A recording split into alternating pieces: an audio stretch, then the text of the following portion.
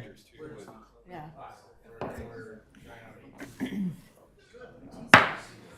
Good evening. It's now 6:30 and I call to order the regular meeting of the Victoria City Council. It's our tradition to begin with the Pledge of Allegiance, so please join us.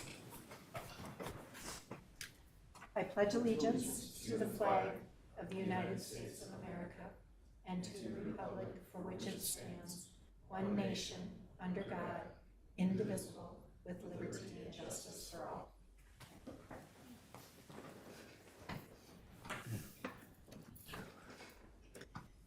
The first item on our agenda this evening is announcements. The state primary election is Tuesday, August 13th. Please check our website or contact our city clerk if you need help learning where you need to vote. The regular council meeting scheduled for August 12th has been rescheduled for August 5th due to the state primary election on August 13th. Also, the council's next workshop is scheduled for Monday, August 26th at 5:30 p.m. During this workshop, we'll discuss fees and charges for 2025, as well as have an opportunity to review the general fund budget and levy in preparation for our maximum tax levy. The council will not approve a final budget until December, so there's still time to provide input about our 2025 budget.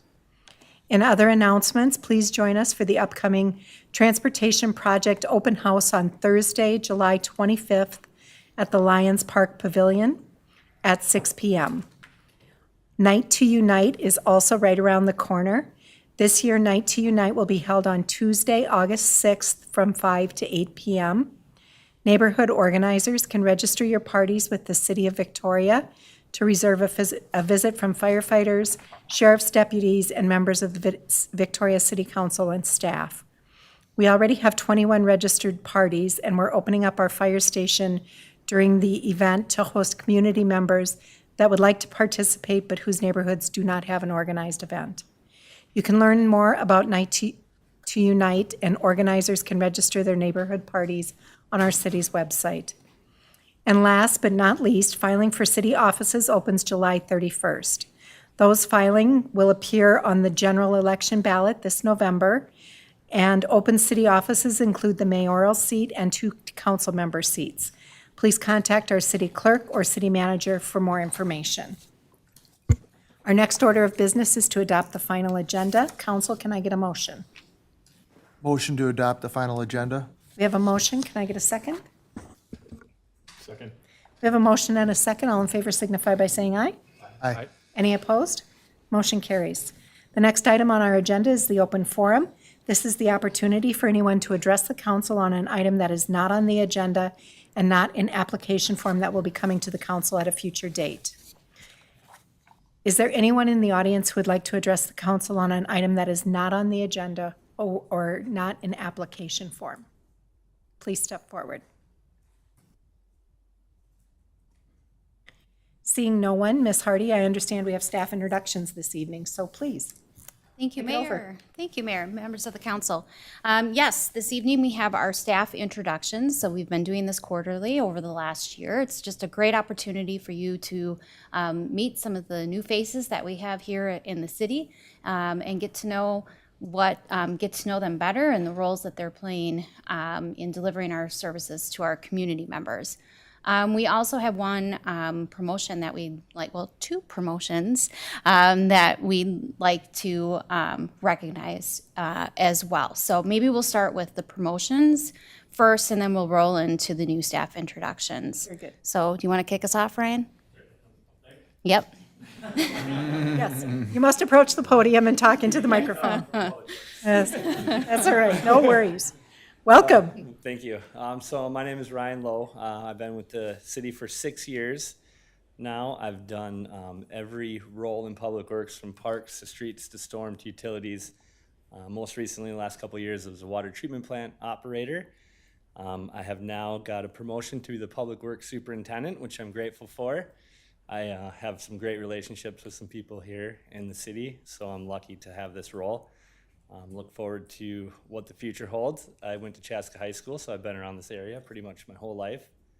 Me and my wife, my 10-year-old son, and my 6-year-old daughter live out in Carver, so excited for the opportunity and appreciate it. Very good. Welcome, Ryan. Brady said some nice things about you tonight, so you owe him $5. And then Dave, do you want to pop up quick?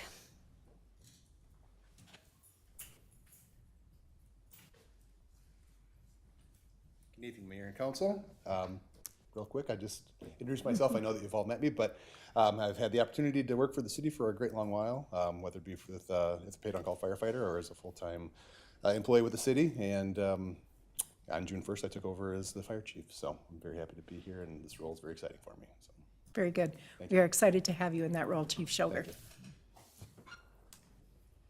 Thank you, Mayor. Now we'll do the new staff introductions, and we'll have Jenna start, and then we'll just go right down the row here. We have 3 more. Very good. Ms. Smith, Good welcome. evening, Mayor and council members. Again, my name is Jenna Smith. I am the Parks and Recreation Director. I am very excited to be here with the City of Victoria. So I am only fresh 2.5 months in, but it's been great so far. Prior to this, I had spent about the past 10 years working for the City of Bloomington.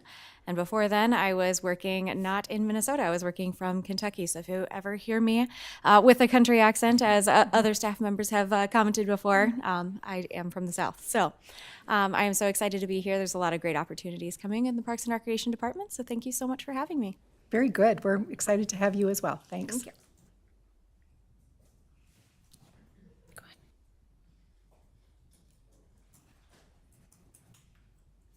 Good evening, Mayor and City Council. I'm Eric Wall.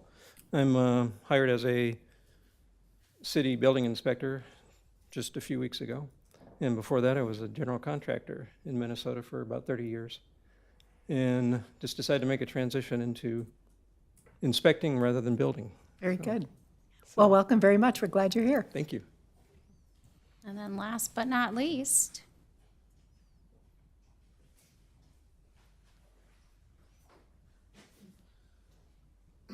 Good evening. Russ Kerber, been working in Public Works for about 4 years now. Was hired as a utilities worker, mainly focusing on the water plant. And yeah, been living in this area pretty much my whole life. I live out in Belle Plaine right now with my wife and 4 kids. Yeah, thank you. I appreciate the opportunity. Yep, very good. Congratulations on the promotion. We're glad you're here. Thank you. All right. So welcome to all of you. We look forward to long and storied careers with the City of Victoria. We're moving on to our next item, which is our consent agenda. Items on the consent agenda are routine, administrative, and do not require deliberation or housekeeping items that are required by law. They're approved with 1 vote unless someone requests an item to be considered separately. Ms. Hardy, does staff wish to pull anything from the consent agenda this evening? none from staff, Madam Mayor. Members of the council, anyone wishing to pull anything from the consent agenda this evening? None, Mayor. Or anyone in the audience who is interested in pulling an item from the consent agenda? All right, seeing none, I will entertain a motion to accept the consent agenda.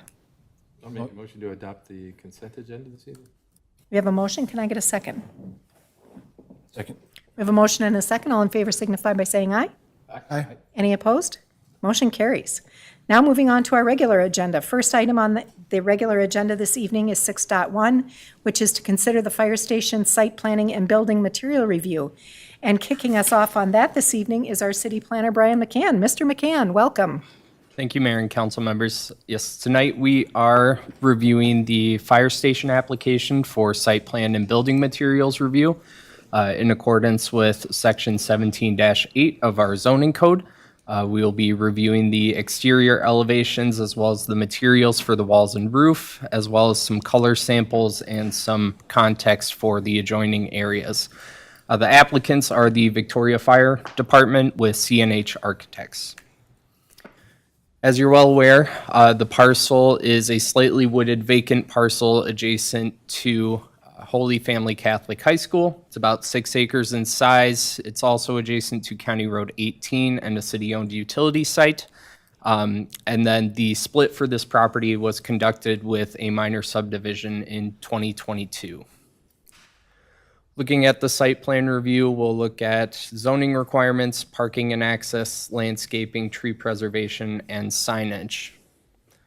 For our zoning and comprehensive plan, it's zoned R1 low-density residential, which does allow municipal facilities as a permitted use. It's also guided for public institutional use in our comp plan, which also allows fire stations as a primary use. Looking at our R1 bulk standards for municipal facilities, they are meeting or exceeding all of our minimum requirements, including a maximum impervious surface of 50%. They're showing 39.2%. It's outside of the shoreline district, so they do not need to meet the 25% requirement. They're also meeting all setbacks and building height requirements. Reviewing the parking, they're proposing 60 total stalls, with 31 of those being for public or staff parking, and then 4 of those being for command vehicle parking, and the remaining 25 for firefighter parking. The main access is coming from Cochia Lane. This is for the public, the employees, and the emergency vehicle entrance. And then there is the exit on the eastern side of the site, which will be for emergency vehicle exit only, with spacing guidance that has been approved by Carver County. What this does is it also eliminates the need for turn lanes into the site, which would create an additional cost for the project. Looking at the landscaping and tree preservation, they are proposing to remove less than 20% of on-site trees, which means they do not have any replacement obligation. They're also meeting the 50% open space requirement. There are also no required buffers or foundation plantings required with this project, and they are exceeding the required landscaping requirements. We do anticipate some revised plans to remove some of these trees since it is over-provided in this case for landscaping requirements. We'd like to promote visibility of the fire station for the public, and some lessened landscaping will help achieve that objective. And then moving on to the signage, they are proposing wall signs throughout the building, which also allows for maximum visibility to the public. They also have an address sign meeting our minimum 3-inch tall height requirements. And they are also proposing a monument sign, which will not be allowed to exceed our 24 square foot maximum per our code, with an additional 10-foot setback from property lines, and it does have a component of digital display. As part of the review, the city engineer did review this request regarding the streets and access that we talked about, as well as utilities and stormwater management, including review by the MCWD and our curb and gutter requirements. Moving on to our design review regarding the building material. So they are proposing building materials in compliance with section 18-8 of our zoning code, including brick masonry and soldier coursing, fiber cement composite, aluminum curtain wall and storefront glazing, and cast stone, keystone, and still.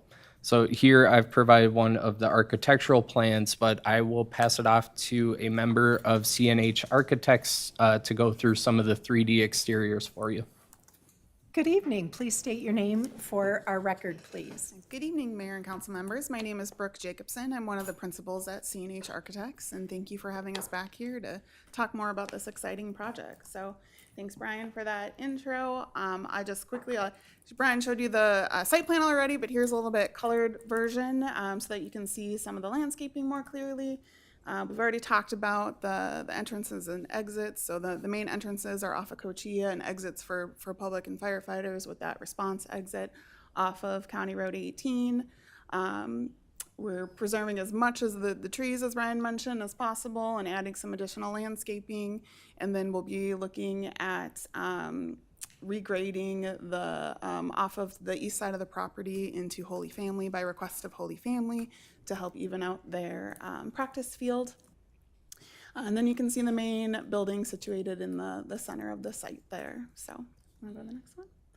So just to share with you some of the materials, we have the actual materials here in person, but here are some renderings. So this is if we were to stand on Cotilla at the entrance driveway. So you can see that monument sign on the bottom right corner there with that digital display, and then what you would see of the building from that perspective.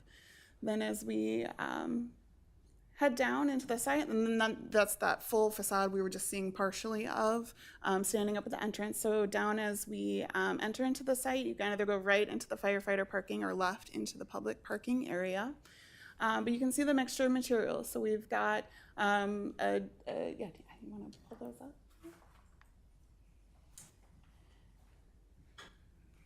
Perfect.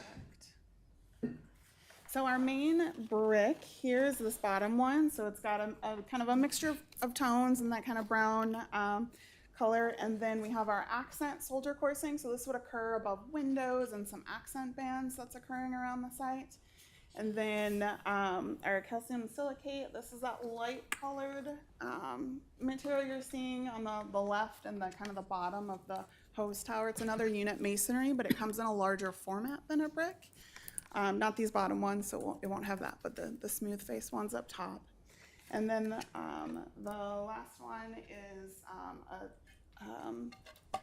a composite wall panel. So you're seeing this a little bit at the top in the center and kind of the background. This happens in some of the other areas as we come around the building. You'll see that more. So then as we come around the north side of the building, so this is the main entrance. Thank you, Dave. So on the right side of the screen, you can see into the lobby where the historic apparatus will be stored. And then just to the left of that is the main entrance with the doors that will head you directly into the lobby area. We have a tall canopy over the top of it that slopes, which provides shelter as people enter the building. And then to the left of that, you're seeing that calcium silicate color. And that gets into our office area. So we have a little bit of signage there and the simplified patch as people enter the building. Then this is from the southeast. This would be similar to the view a little bit of what you'd see as you were coming along County 18 and heading west. You'll see kind of this perspective. You'll be up a little higher, but a little further away. But this is the apparatus space portion of it. This is the response side of the apparatus. So we've got the red fourfold doors that open horizontally instead of vertically. You can see, again, the brick and the calcium silicate colors. And then this is where you're seeing a little bit of that composite panel on the far left and then to the right on the main tower in the middle there. And then, of course, we're relocating the existing bell at those front towers. Yep, right there, thank you. With a little bit of signage to the right there declaring that this is fire station number 1. And then some signage on the south facade as well that could be more easily seen from County 18, calling out the Victoria Fire Department with one of the Maltese crosses there. We have a lot of glass above the apparatus space to bring in natural light, as well as the glass in the doors. And then on the far right side, you can again see some of the office areas and the residential area up above on the second floor. So moving inside, so as you come in that entryway, just inside the vestibule, this is in the lobby looking at our the main reception area. So we've got our admin assistant space with that opening and counter with our welcome signage above. And then to the right, or on the right side, is a display area. So we have the patch, and then we're kind of standing in the place where the historic apparatus will be located. So then this is from the other side. If you were to stand at the reception area looking back towards the historic apparatus, so you can see that display case on the left there, the entrance vestibule on the right, and the apparatus in the middle. And then you can see the views out into the site as well from there with all of that glass. Can you back up one more, please? Brooke, is that a conference room right there in the front? Yep, so that's one of the breakout rooms that's attached directly to the classroom. Okay, how many people does that hold? That one holds 14 to 16 people. Okay, thank you. Mm-hmm. So then this is the classroom. To your point, Mayor, in those windows you see in the back, that's that same break room from the other side. So that door leads into that break room we just saw. But so here's the classroom and some of the materials we're looking at. We have some LVT and carpet in there, and then we have a nice accent wall above our millwork, showcasing the Victoria Fire Department. And then our 2 doors on either side of that take us out into the hallway, and into the rest of the public space. And then this is within our admin office area, standing back and looking at the main work collaboration area with a few of the offices off to the right, and the open cubicle work area for the building inspectors in the middle, in the background there. So just similar to what we has been done at the fire station at City Hall, a collaboration table where everyone can come and collaborate, work, have those casual conversations with a side work area off to the left there as well. And then I'll jump back in here. So the project, as you know, kicked off of January of this year with council authorizing for bid in fall later this year. And then accepting those bids hopefully in late of 2024, with construction starting in spring of 2025 and building occupancy in summer of 2026. With that, these are all the departments that reviewed the request, including administration, fire department, public works, building, engineering, community development. And then externally, we also did have this request reviewed by Carver County.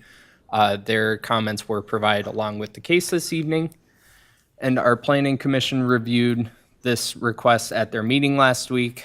They had comments regarding the public community room, if there was going to be a room similar to the current fire station, as well as neighboring impacts that may occur from this, as well as emergency response, if there would be a sheriff's office or any medical component in this new fire station. They also would like to know more about the county road access and their comments. As I mentioned, those are provided in the staff report this evening. If this is going to meet the sufficient needs for the future for our fire department, and they had some questions about the transition for the existing fire station.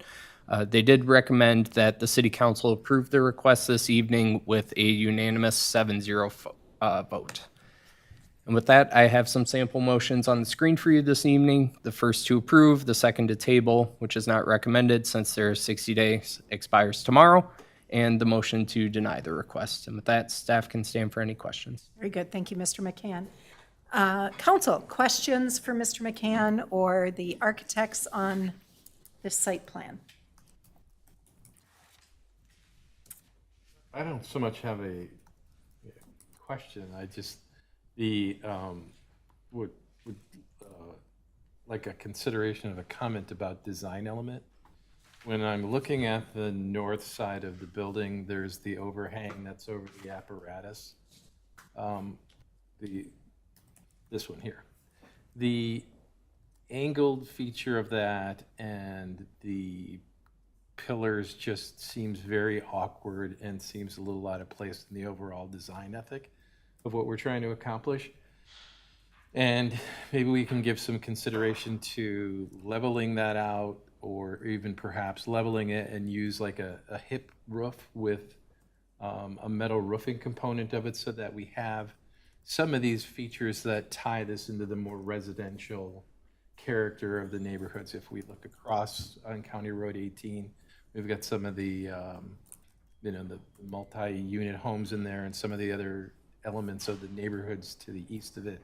This just feels a little bit clunky and weird, especially as you're kind of coming around and then facing the front of the building. Outside of that, materials look good, colors look good. It has a good harmonious blend with the rest of the area. Ties in well with Holy Family's architecture, especially when you consider that behind that you'll see their announcing house.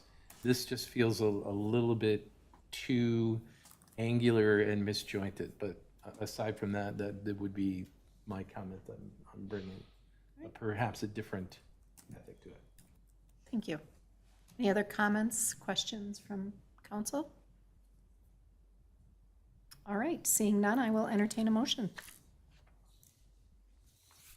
Motion to adopt the resolution approving the site plan and building materials application for the Victoria Fire Station. Very good. We have a motion. Can I get a second? Second? We have a motion and a second. All in favor signify by saying aye. Aye. Aye. Any opposed? Motion carries. Thank you very much. It's exciting to be moving on with this project. All right. Our next item is item 6.2 and 6.3 will cover in one presentation with our city engineer. Council will then take action on item 6.2, which is to authorize condemnation of a land for public purpose and offers of just compensation to the owners for acquisition of real property interests for the Highway 5 County Road 11 Downtown West improvements. Presenting on that this evening is our city engineer, Kara Guerin. Ms. Guerin, please take it away.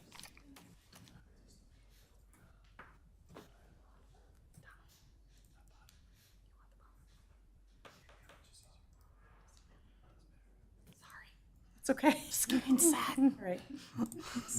Take a moment. Yes. Just getting our presentation in front of me. Where did it just go? Am I blind? There. All right, Mayor, members of the City Council. So we, as noted, we are covering two different items. So first, we're going to have a presentation, and then we'll answer any questions to this first presentation, and then we'll move on to 6-2, which is the one you need to act on. So with me here tonight, you remember Eric Johnson. He is the county's project manager for the Arboretum Area Transportation Projects. And then new face here tonight is Dan Lanis from Bolton and Mink. He is the project manager for the aptly named Big 5 job. So I am going to turn the presentation over to Dan, and we can talk along the way, too, as needed. Mr. Lanis, welcome.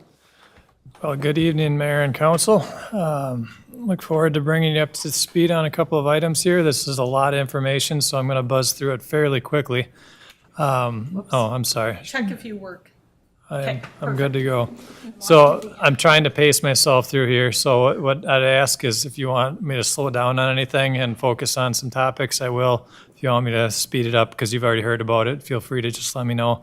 It's a fair amount of content, but what we're trying to cover here is just a real brief project overview where we stand at the moment here. I'll give you a brief update on the schedule, what to expect moving forward.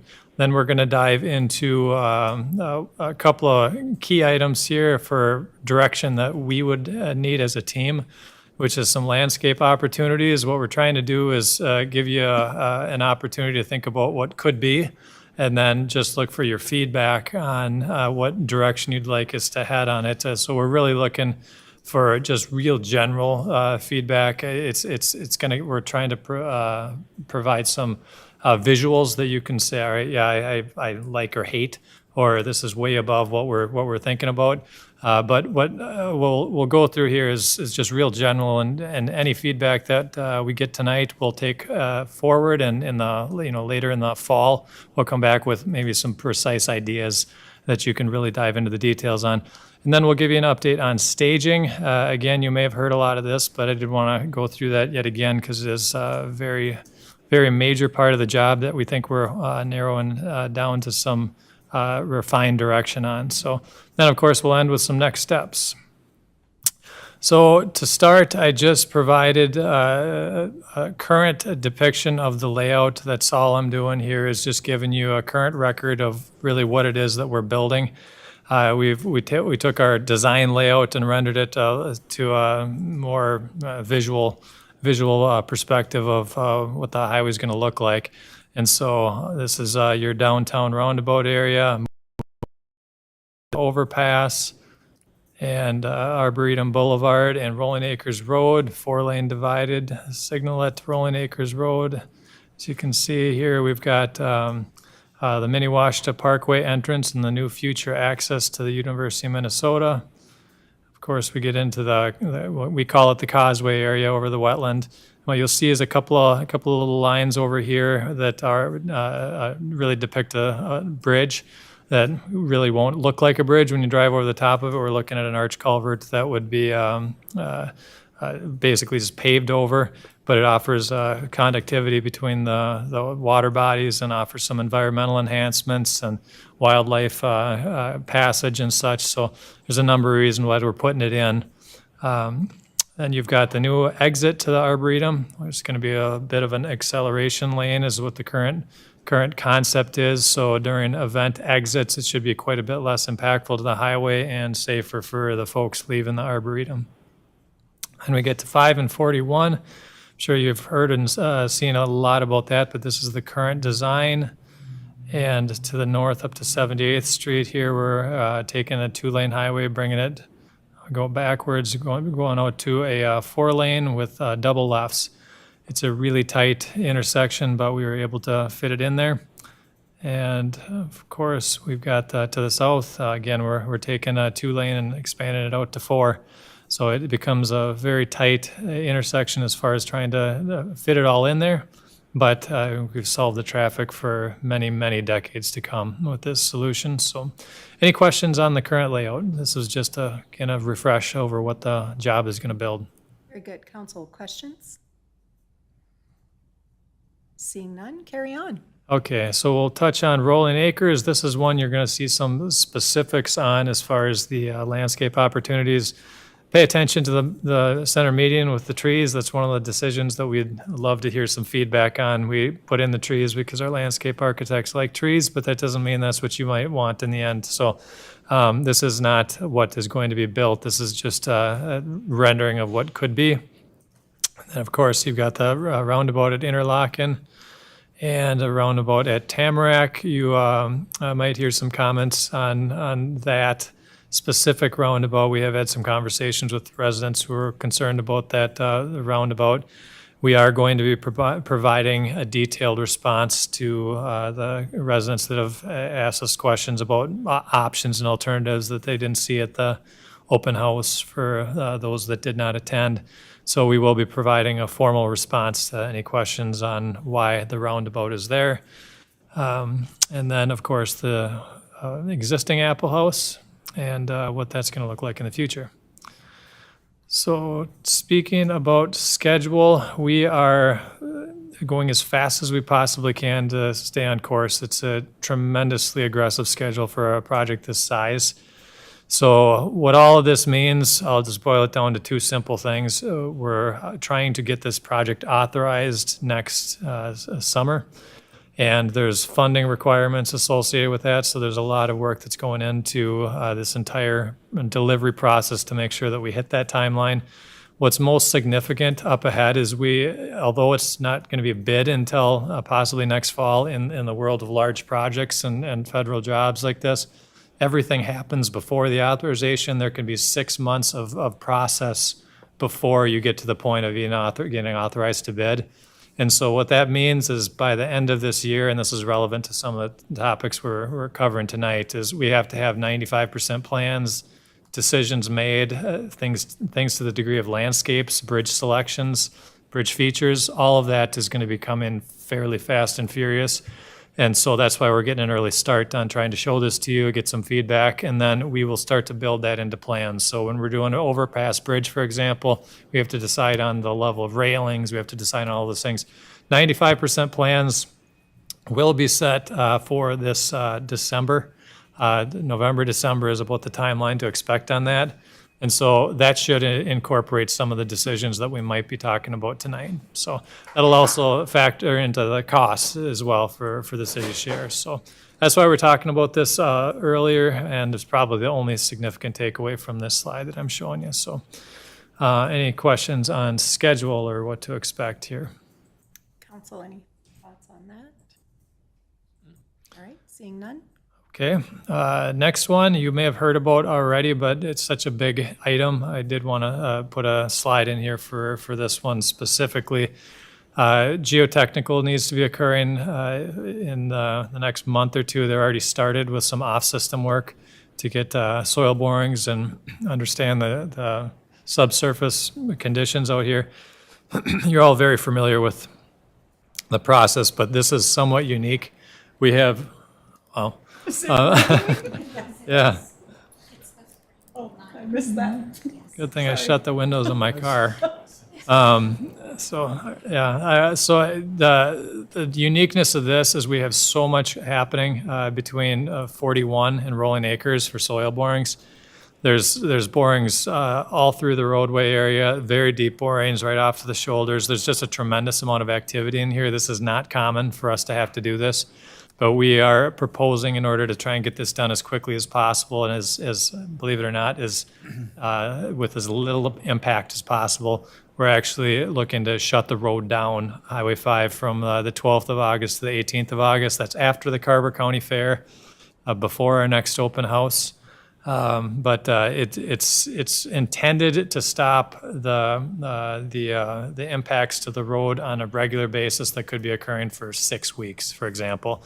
This gets a ton of work into a 1 week period, and quite frankly, some work that may have been almost impossible to do without closing it down to a single lane and then flagging it. There's safety reasons for this. There was traffic impacts and schedule impacts reasons for this. So if there's any comments on that, that's something to expect. And if any questions, feel free. Just a question on that. So the closing is from like 41 to Bavaria, right? Yes, yep, exactly. Okay. With access open to the Arboretum. So you'll be closed at 41, and then it'll be road open to the Arboretum, is how that would play out. And this is for 6 days, correct? Yes, it'd be Monday morning, you should expect it closed, and then that'll be through Sunday night. Yeah, it'd be 7, wouldn't it? Yeah. So, anything else? We're ramping up communication on that. So between the county and the city, we'll be flooding the airwaves with news. And are you still planning a message sign out ahead of it happening? Yeah. We'll hit all the standard sources, web blasts, and all the things that we would typically do. But in this case, it's such a major impact to the highway. A lot of people that aren't reading those things will still be surprised. So we put a message board out there probably at least a week in advance that said road to be closed such and such a date. So everybody driving the highway should see. So they know what's going on. Yep, good. So, wow, that's coming down. Okay. Can I just say something about this stuff, Dan? Sure. So as we get into the visual quality opportunities, what I noted in the staff report that I just want to say here as we get into it, the opportunities for these improvements are a city decision. So even though this is a county project occurring to a county road and a trunk highway, when we're talking about any sort of visual enhancements or landscaping, whether to include those features is a city decision, and it's a city cost. So we would be funding any of those additions. In addition to funding, we'll also be responsible for maintenance of any of those elements. So as Dan walks through the slides here, I just wanted to remind everyone of that's why we're asking you. Very good, thank you. Perfect. Very important lead in. And so the other thing that I'd like you to think about as you go through this is what I'll be doing here is the overall flow of this is I'm going to show you some of the elements that our landscape architects took a look at and said, all right, these are some of the themes of the city. We're going to go into some of the existing themes. And we took a look at a number of different sites, and we rendered the current condition, the proposed conditions, and then I told them to come up with some ideas, throw them out there. And what we're really looking to do is give you an idea about what low-level, modest level of landscaping might look like, and what that commitment might be financially, with the understanding that we're going to have to estimate all this stuff with all kinds of cost share elements involved. But a low level, a modest level of investment, and a very high level investment. Think of some of those downtown corridors, that maybe downtown Hopkins, super high investment, very much a placemaking type of investment in landscaping, as far as what they put into it, the hardscape and such. Very low levels might be something that is very easy to maintain, best you can do with very minimal amount of money, and then there's obviously something in between. That's the type of feedback that we're looking for. You will have additional opportunities to talk about, I don't like this scheme. Well, I would prefer another scheme for this level of investment. That would be a next step, really. So just keep your mind on that as you're going through this, because it's super tempting to kind of go into any one of these options and say, let's change this. We'll have another, the intention is we'd have another crack at it if we'd be supported here again, so.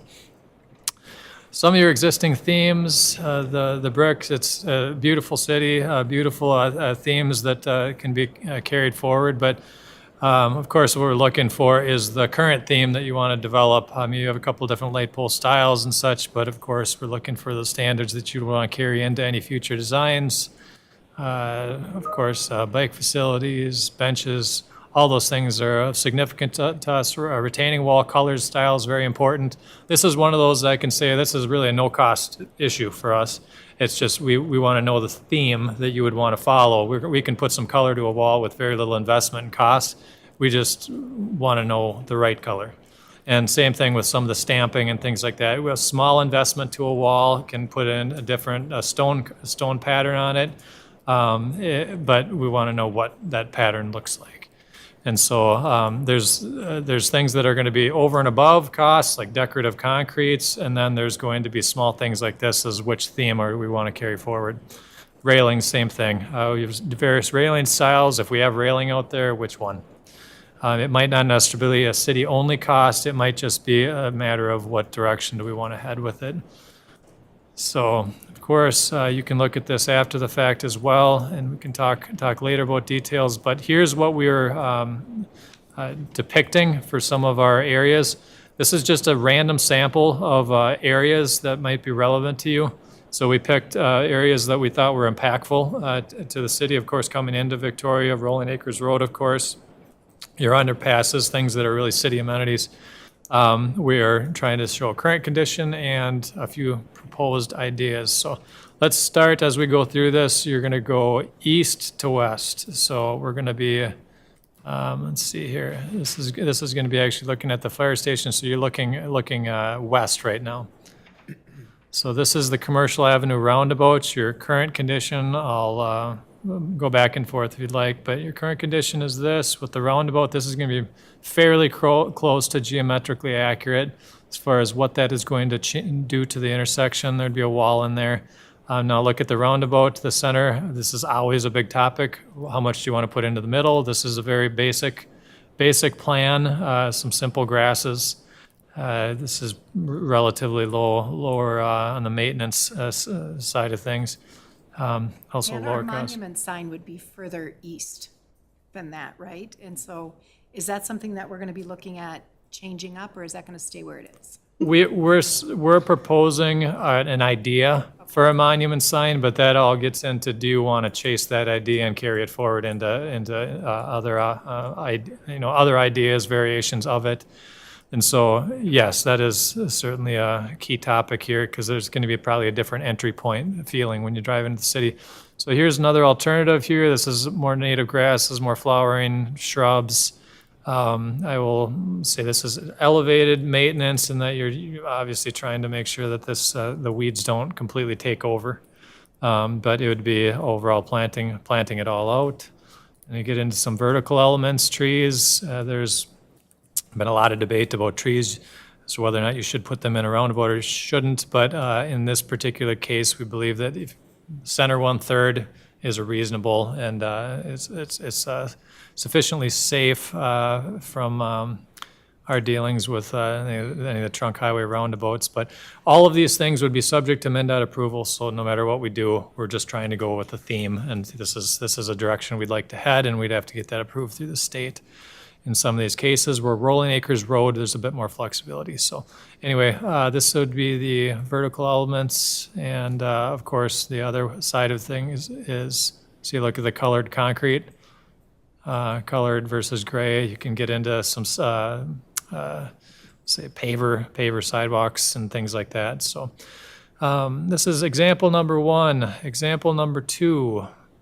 This is going to be a dramatically different entrance to the city. And one thing I'll note is this is going to be urban here, so they didn't get the rendering perfect. But this is your new gateway to the city. So this bridge is going to very much be an entrance for the city, and we're looking at it as such. So again, some of these elements that you're looking at on this bridge, this is being considered right now. I mean, the structural engineers are thinking about what type of bridge type, well, how does this look? This is their idea of a bridge to match that is more aesthetic in nature, but is a modest approach to the costs. This is all structure over here, and then of course the rest of it gets into planting plans. So you get into some vertical trees, and going back. So what resonates the most with you as far as an investment to this area? So I'm going to go first on this. I want that to look awesome. Okay. I want that bridge to be distinctive, placemaking. I want the plantings to be great. Okay. I would rather spend money on that and pull back on the roundabouts, for instance. I think roundabouts should be low maintenance. I don't, this is a busy street. For us to be frog hopping into the roundabout to pull flowers or weeds out of the flowers, to me, doesn't make a lot of sense. So my thought on this is a grand entrance where you have an opportunity to do some great plantings on the side and then lower maintenance on the roundabouts. That's my thoughts. Okay. Yeah, I would agree with that. I think first impression, that's your impression of coming into Victoria. A lot of people coming from that way, so that's important. I think the roundabouts too, I think you can do a lot of things with the low maintenance. I don't necessarily, even if you can do the trees, I don't like trees in a roundabout personally. I don't like not being able to see across where I'm going. Okay. I mean, that's just me. Yeah, I would agree with you. So, Okay. yeah, just my.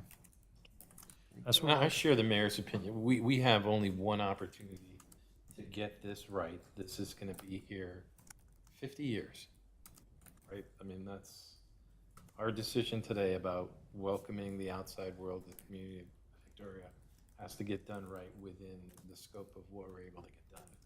Here and now, I'm 100% aligned with a low maintenance on the roundabout. This is going to be a busy thoroughfare. And there's going to be times where pursuit vehicles are just drive right over that roundabout because they view that that's the fastest way to get through it. And it's just, they could care less about the damage that they're causing. We don't need to put trees or flowers in there or endanger public works staff on something so heavy. Like, I get exactly where you're going with Rolling Acres. We've got a little bit more space to get that a little bit right for a neighborhood feel, but I think you're aware that we do have some development thoughts that are talking about that roundabout that you're going to see coming in there, and that'll be a high-use, high-density, high-traffic flow through there. But the brick patterns on the supports, probably something that we should seriously consider so that it looks like it's welcoming. The supports do feel a little less substantive though when I'm looking at this rendering. So if there's a way to get more visual width out of it so that we have almost the Stone Arch Bridge kind of quality to it, to the extent that we're not spending mountains of dollars on that. Let's not have this thing look like a horse on a high chair. Okay. Wonderful. Good. Councilmember Gunderson, any thoughts? One comment on, I think we've talked about Rolling Acres too. I think some of the things with Rolling Acres, I think the way you landscape it slows that road down a little bit. And I think that could be a benefit to how we approach the landscaping on that median and roundabouts and things. Okay. Good point. Okay. Anything else you need from us? Or is that No, that was exactly what I was looking for. No, I think, and just to, to play off of Councilmember Rick's, Rolling Acres has too long been a heavy equipment gateway between Highway 7 and Highway 5. And that this project gives us the ability to bring long-needed safety in that space by the disincentives of the roundabouts in there and tightening up that so that we don't have gravel trucks thinking that that's the highest and best use of their time. This is our community that they're running this stuff through, and it's a huge downhill, so speed is something that, despite all the efforts of putting up the permanent speed signs through there, it makes a whole lot of sense to try to bring more safety to that stretch of the road. And when we contemplate the LRT trail going through there, there's been numerous complaints that we've gotten about how, despite all the crossing signs, that traffic just continues to blow through there and put bicycle and pedestrian traffic at risk in that crossing all the time. So I'm with you 100% on that. Wonderful. Yeah, that's great feedback. And one thing I'll probably throw out there is just an idea that we'll probably bring forward is, if you really want to make this area a wow, nighttime is as significant as daytime. We might throw some options out there for upcast lighting into the trees and how that bridge might be lit up. That's what can really make something look quite astonishing as you drive through in the evening hours, since we have so many dark nights here in the wintertime. That's all you see. There are houses on the left of that. That's correct. So I would just, like, I mean, how bright are we talking? Because those are Just modest lighting into trees, things like that. even modest lighting. I can tell you, one street light can make all the difference. We did not have any light, and we had a cornfield in our backyard, and now I had one light and it lights up my entire base in my entire living room. Oh, that's good feedback here. So, In the areas where there's not been light before, it will be a huge change for people that have lived there as long as we've been here. okay, well, you get to decide. So, I mean, at the end of the day, it's going to be a council decision on all this, and so we'll just throw some ideas out there for you and try and make sure you're happy with it at the end. Here's the Madeline Creek Park underpass area. This isn't exactly a depiction of the design, but it's close. It gives you the idea anyway about what Highway 5 is going to look like afterwards. So there'll be an underpass here. The walls might look a little different here once we're with final design. We'll update these as we go, but this was just to give you a feel for it. Level of investment, this might be just some trees, simple as trees. Then if you go very high end and you have a high expectation of maintenance staff taking care of this area, you might get into some shrubs. So that might be a fairly simple one, but again, can be very basic, or some investments in trees and things like that. So this is Tamarack Trail underpass. What would normally be relevant here, this will be subject to some design refinements as we get into it, but really look at the investment in the stone or the wall. That's really where our differences would be. We could put a little bit of money in shrubs, but most of the money here is going to be in railings and wall type. So this is definitely an upcharge here over the basic block. So go ahead. Have we adopted sort of a universal railing look? I mean, we've put up these things before, and I don't ever remember having this level of conversation about any of them. So, is there a railing look that we're already using? Yeah, we're gonna be looking to Kendra and team to help us figure out which one, but as we moved into downtown West, there was railing discussion there, and we seem to have settled on a preferred railing, but we've also had some staff turnover. So we'll be wanting to have Kendra help us work through these choices. I think that is a marvelous idea. She has an incredible eye and great taste, and she also is budget conscious. So I think it's a wonderful idea to include Kendra and team in some of these discussions. But I think, from my perspective, I think it all looks great, but consistency, I think, is more important. It adds to that. We know now we're in Victoria. Agreed. Because the stone is the same as it is downtown and that sort of thing. The other thing that I would say is on some of these, I don't know what you call the upper part of it, is there an opportunity to say this is Tamarack Trail or something like that kind of gives people an idea where they are? you know, and I don't know if that's a road or. Probably a road, You know. probably a road crossing sign. So yeah, it's a very, very realistic ask and probably of no consequence financially, so, yep. So, other council, how do we feel about the finish level in this space? Low feels like it's a bit antiseptic. Industrial. Well, I mean, I give it less than a week before it gets hit with spray paint, based on where it is. So how easily is it gonna be to clean? I mean, I can take that stuff off, depending on and that probably depends on the finish. I just went, I mean, and You can coat it with anti-graffiti. It makes it easier to take it off, but you still gotta go scrub it off. I've spent going under underpasses from Lake Ann the last 3 days, that's 4 days, and went through every underpass, and Lake Ann's a special place, but the other underpasses that aren't the Prince related underpasses, they're tagged with everything. And this is not gonna be any different, I don't think. And I just wanna make sure that we can either, how much money are you spending cleaning it? Because we're gonna spend a lot of money doing it, and like I said, I give it less than a week before it gets its first tag. So how are we gonna, what's the best option for us, most cost effective to keep it? Anti-graffiti is helpful. That's a coating you put on it, and it just makes it easier to remove. I mean, honestly, if you really want to get into the business of it, I mean, they say graffiti artists don't like graffitiing over art. So, I mean, I don't know if you want to go down that path, but when you put art on the walls and things like that, they have less of a tendency to hit those areas.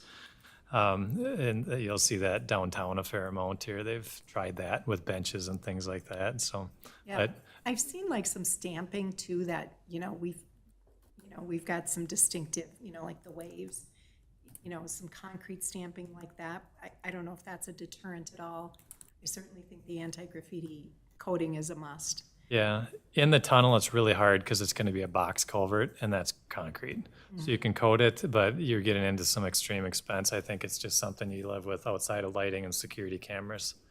Because the box culvert, that's going to be concrete. It's these walls outside of it that we could probably try and keep it less attractive for graffiti. Will this be something similar to the underpass over by the Arboretum that comes from Chanhassen over by Minnewaska Parkway? Be substantially similar to that? Yeah, I mean, On the culvert, but not necessarily the lead-in?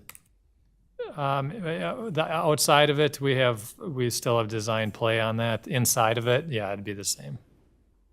Yeah, I agree with Councilmember Ivansky. I don't think we want anything too antiseptic looking, too industrial. We want a little bit of style, but I don't think we need to go top end on this either. Again, I would say lighting would be important here as well. Okay, all right. No, that's great. I think from feedback. a safety purpose, lighting is great, right, in this area. Okay. Oh, wonderful. We'll take those comments forward. Here's Rolling Acres Road. These are pretty substantial. This is completely going to change the character of this roadway. Medians, divided roadway. Median is deliberately wide to allow either some plantings in the middle. I am neglecting the one option here. We didn't even show this, but this could be concrete. The median could be concrete. That's what the county policy would pay for. It's just a 16-foot concrete median.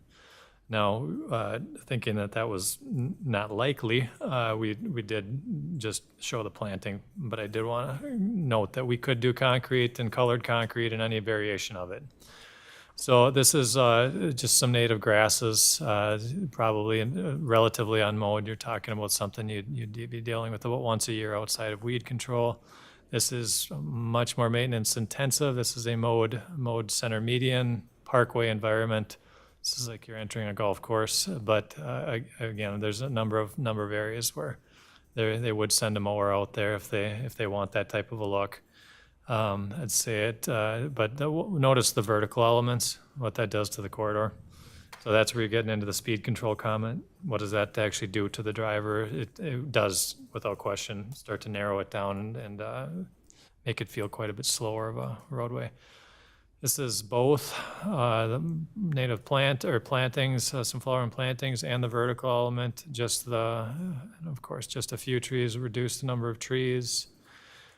Any variation of this is, obviously is going to be possible for us to create some, refined graphics. There's so many different ways we could go with this. That's why we're asking, what would you like to come back? What would you like us to come back with and show you? Roundabout, same ideas. Don't have to repeat all of them again, but we've got the colored concrete and we've got the vertical elements of it and the stamping and the medians.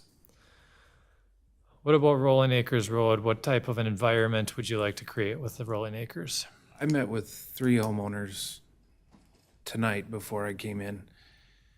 If they're gonna get, basically, to sum it up, felt that if they're gonna get stuck with a roundabout and right in their area, they want it as residential feeling as possible, to slow it down, to make it feel like they're in a neighborhood, is what they expressed. And so I think that's probably the best option. I like this option. I think it will slow it down even more. I saw the stakes and everything, and it's pretty cozy, right up to their homes, or just about. And so they weren't happy. I mean, they're not happy with it, understandably, but they said that they want it as residential feeling, as a neighborhood feeling as possible. Understood. So I think that's the option, at least for me, that I think is the best option that we can do if we're going to slow it down. I mean, the house right on Tamarack and Rolling Acres has a 2-year-old. So, I mean, the road work after it's done, is it gonna slow people down? Who knows?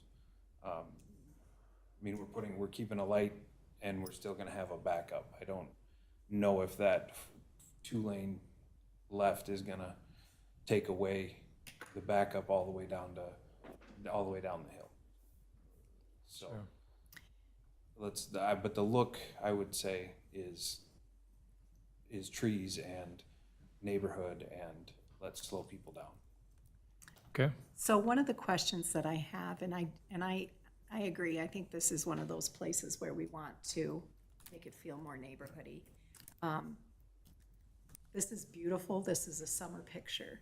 What does it look like in the winter? And is there some things that we can do that kind of add to the landscape that makes it feel more like this for the winter? And I'm not sure if that's colored brick or if there's some elements that we can put in that are not living. Yeah. That will, add to that feeling. The reality is, a lot of time of the year, it's gonna be winter here. And I'm also concerned about who's maintaining this? Is this our folks? It is our Park and Rec department, our Public Works department that are pulling weeds and mowing grass and those kinds of things. So there's that. Is there low maintenance stuff? Yeah. Like native grasses are great, they're low maintenance, they have color.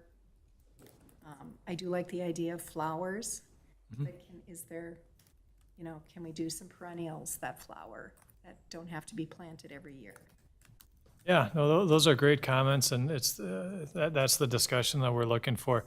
I'll give you an example in the area that we were involved with. If you want to drive by an area and just kind of get a feel for it yourself, drive down County Road 11 south of 212 towards Carver. So to your point on a couple of things, what can you do in the wintertime? That was one of the things that was done there. Is there was some monument features with some internal lighting and such.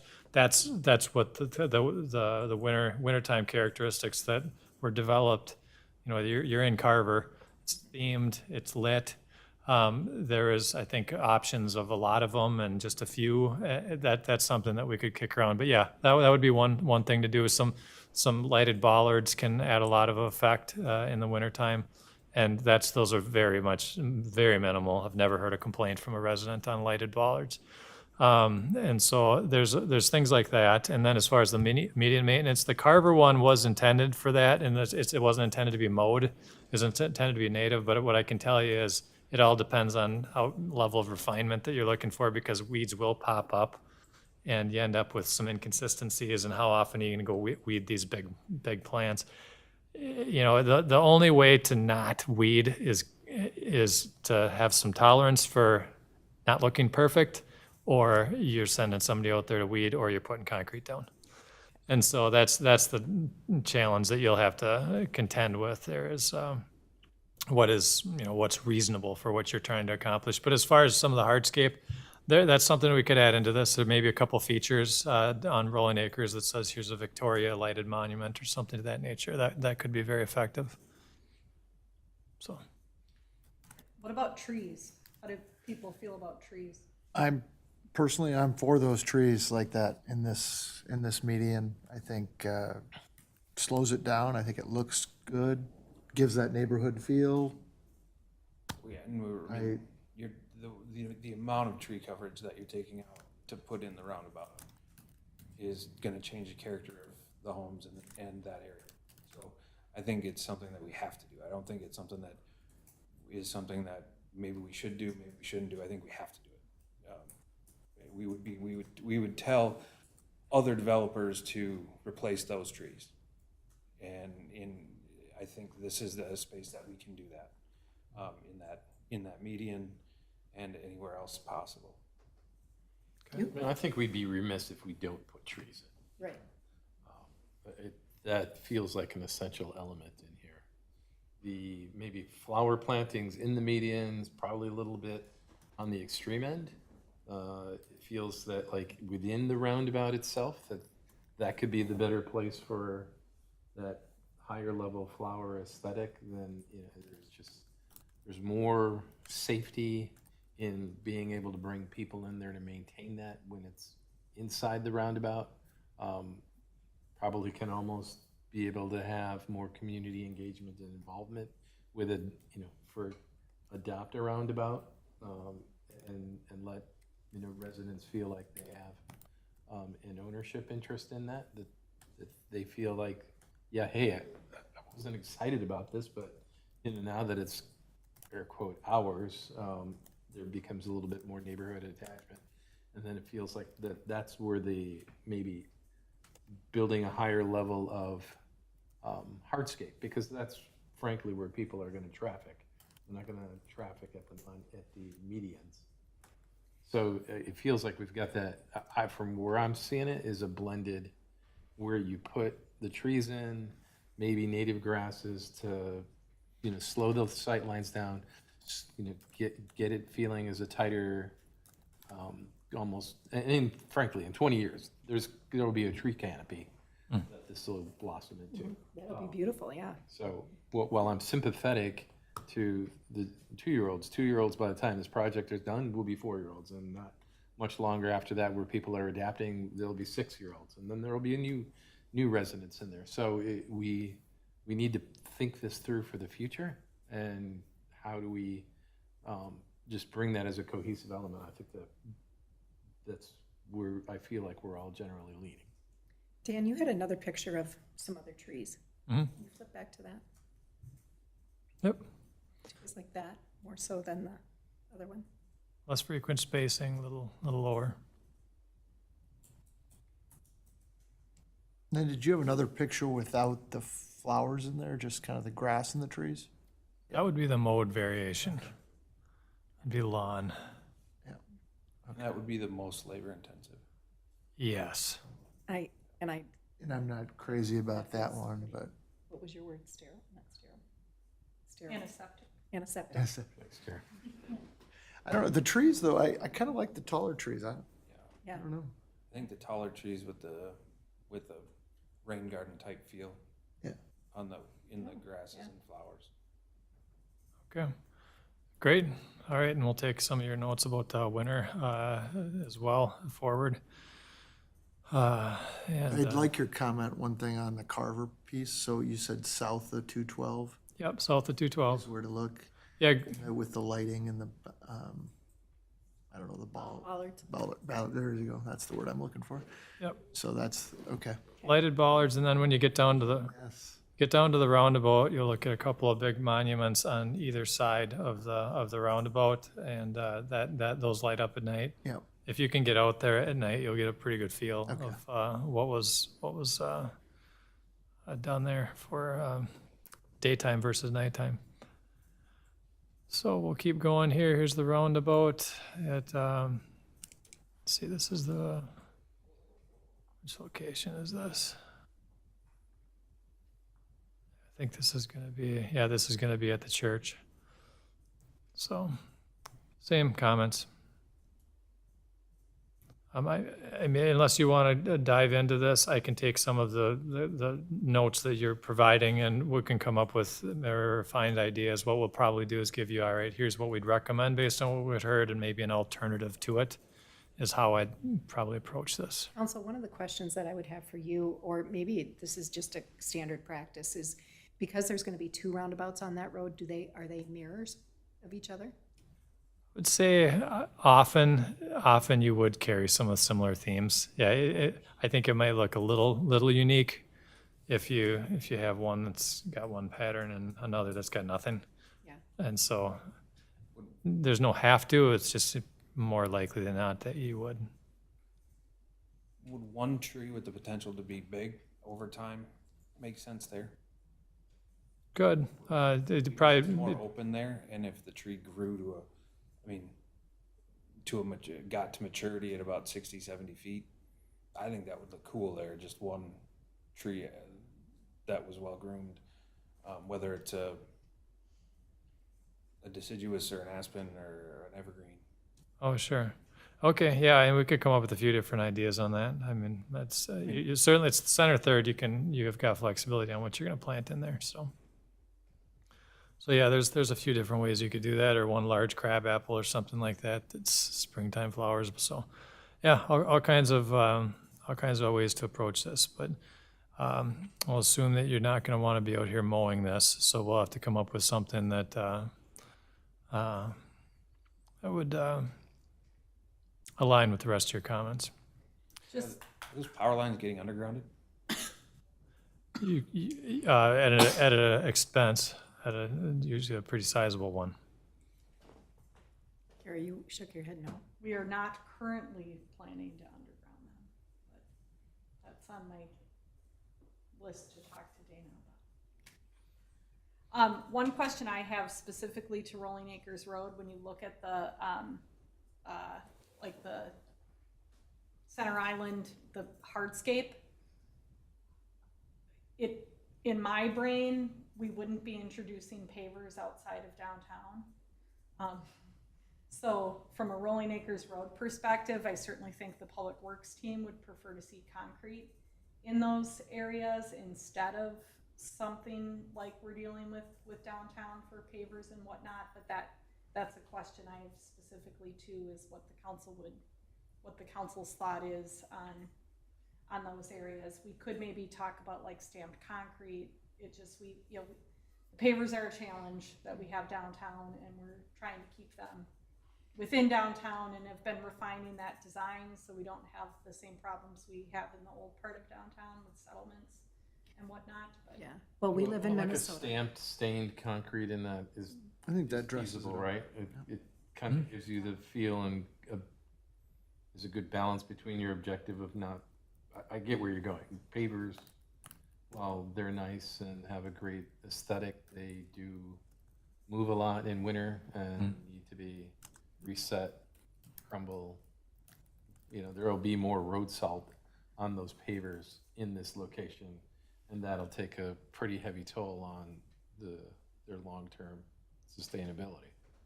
But it feels like a stamped concrete. You could even, toward where you were going, Andy, with maybe a mirror, but you have a different stamping and a different color in each different roundabout, so that you don't have this sort of monotonous look to it. Sure. All right. There is that too for me, monotonous and antiseptic. perfect.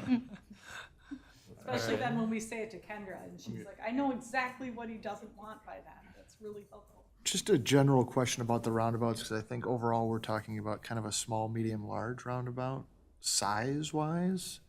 Aren't some of these, Have two or is it just two sizes? So these are the smaller ones, right? These unrolling acres. About 110, so it's a smaller one. And then the one into Victoria on 5, there's the, obviously the large one. Okay, so it's just two sizes, okay. I just wanted to visualize the size of them. And remember, you know, Dan here is only talking about a handful of them, but we really have 7 Yeah, with the other projects that, you know, we haven't had the conversation on, like the Bavaria roundabout and the ones out on 5 and 11. So this is, what you're saying here is gonna help inform us on all of them. And, you know, the circumstances are different for all of them, Sure. depending on where they are, but.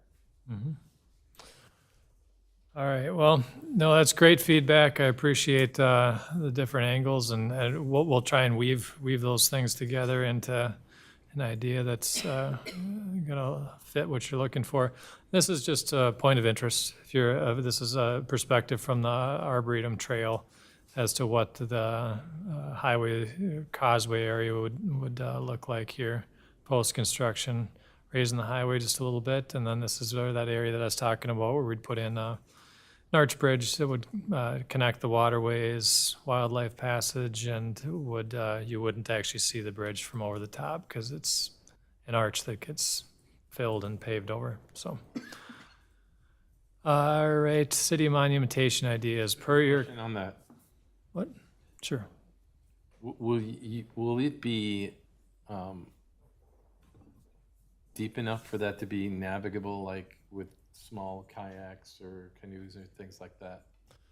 I would say for the portion that we're going to be getting into, we would make it as such. I mean, we're going to be digging it out. I can't necessarily say everything connecting outside of that. We're not exactly planning to go buy easement to go dredge it.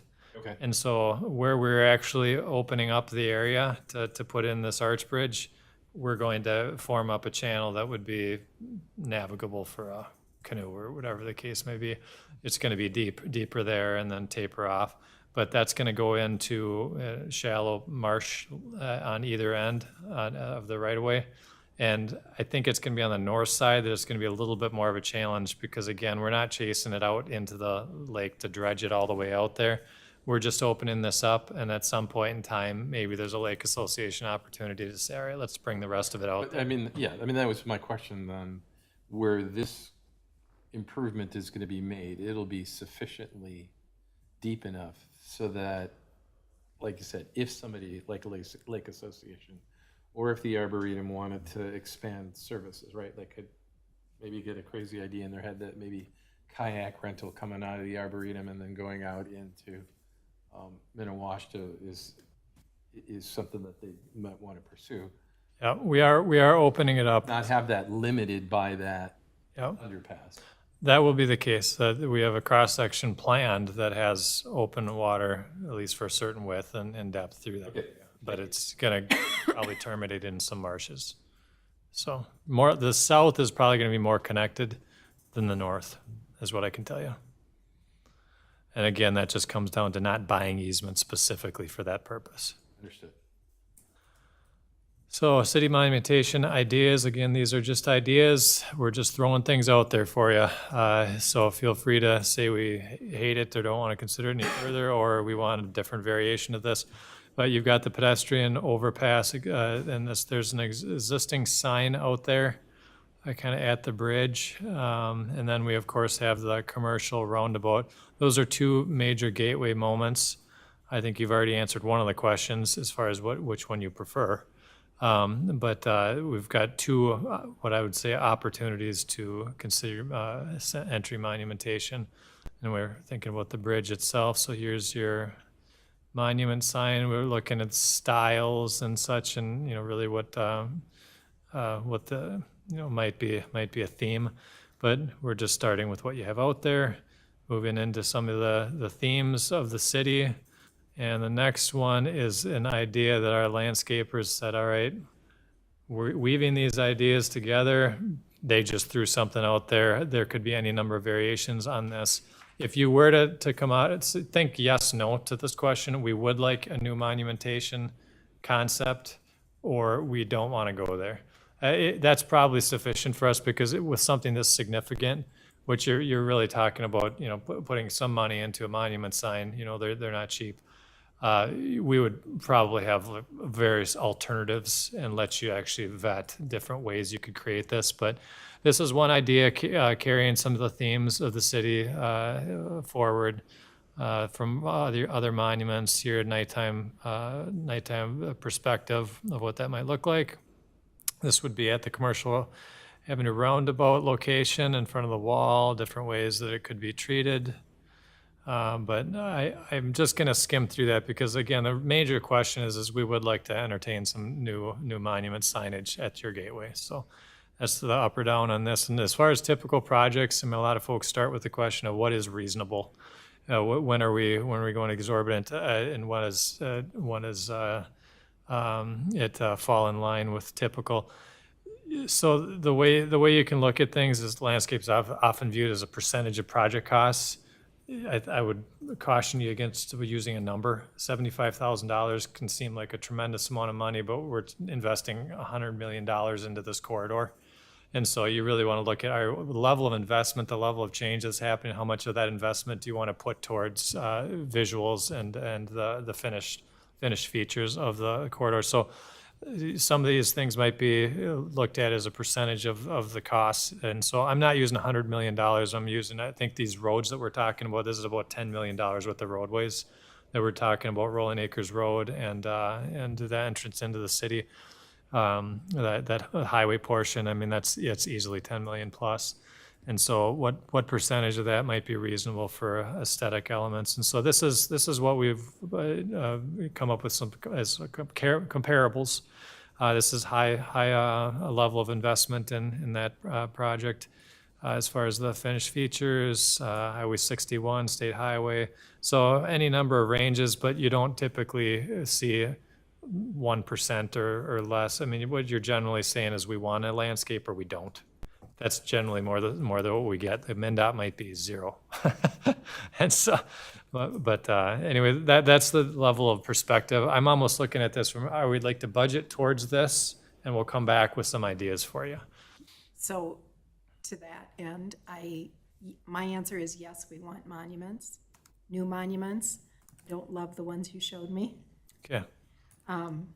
But yeah, that again, entrance to our city, it's certainly something I think we should invest in. Okay, so on that topic, is there something that might be a theme or an idea that I can say, or come back with ideas like historic, maybe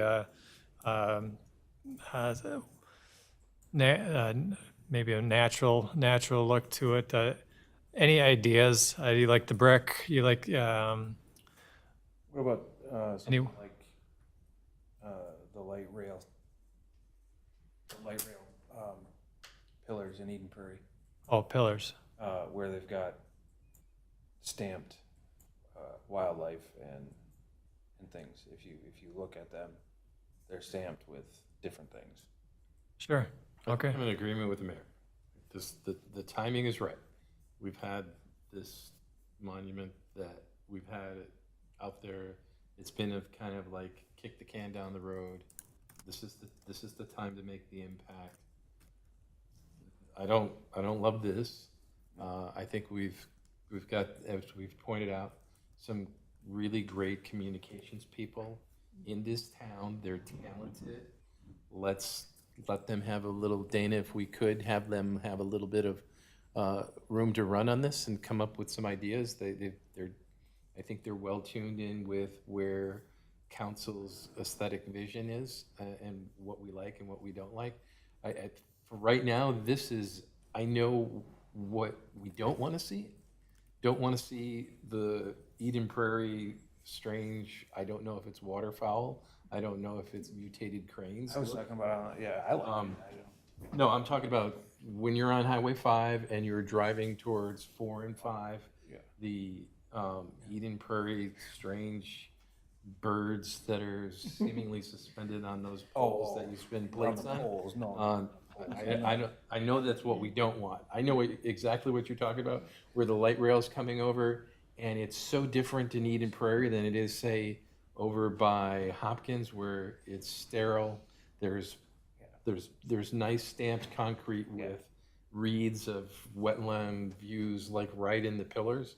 You know, that's certainly an element that is leaning towards yes instead of moving from no. But Well, and we're the city of lakes and parks and lakes, right? So let's yeah, we get that exactly. in there somehow.